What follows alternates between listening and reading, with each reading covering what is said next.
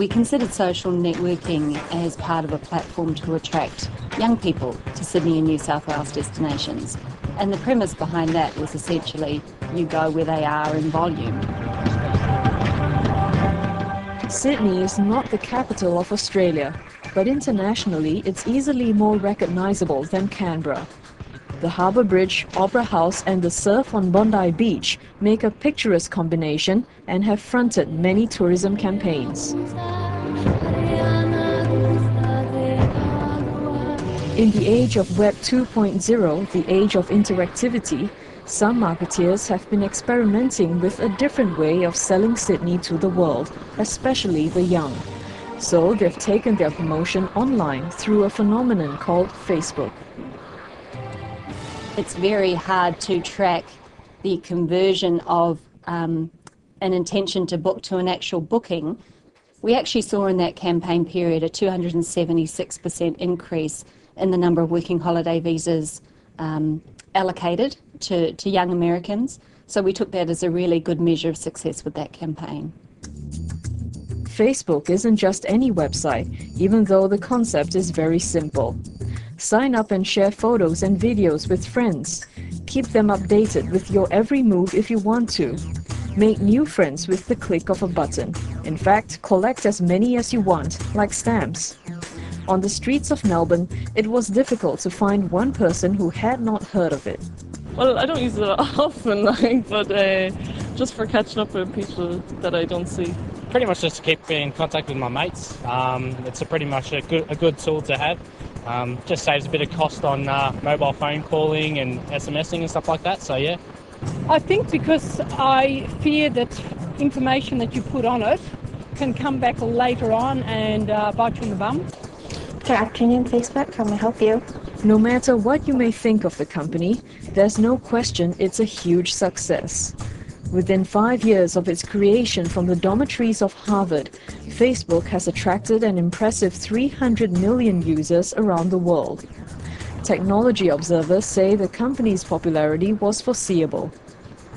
Humans have an innate desire to connect with other people, to relate. And now technologies have allowed us to keep in touch with old friends, to find old friends, to make new acquaintances. A third of Facebook's users lie within the United States, where it has been used to promote anything from parties to election campaigns. The website and its counterparts shot to even higher prominence during last year's presidential elections, when candidates extended their campaign to the virtual world. And America, in this last week, if you will knock on some doors for me, if you'll make some calls for me, if you'll go to BarackObama.com and find out where to vote, if you'll stand with me and fight by my side and cast your ballot for me, then I promise you, we will not just win Florida, we will win this election. It was Barack Obama who ultimately redefined the nature of fundraising and made schmoozing at parties and barbecues seem less important than before.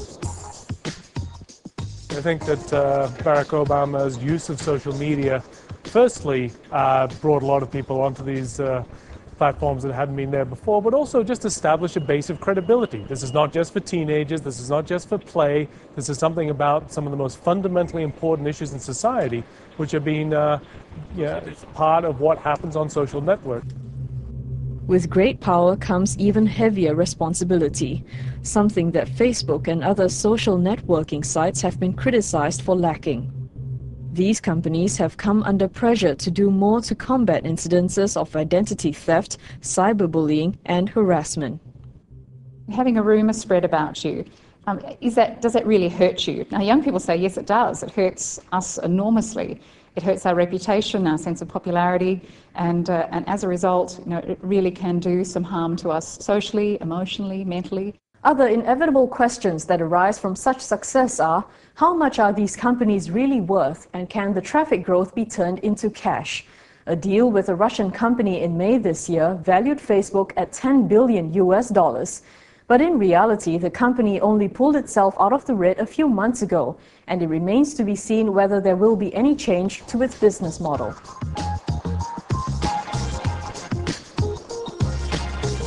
Tencent, which is the biggest social network in China, is very profitable and has been for many years.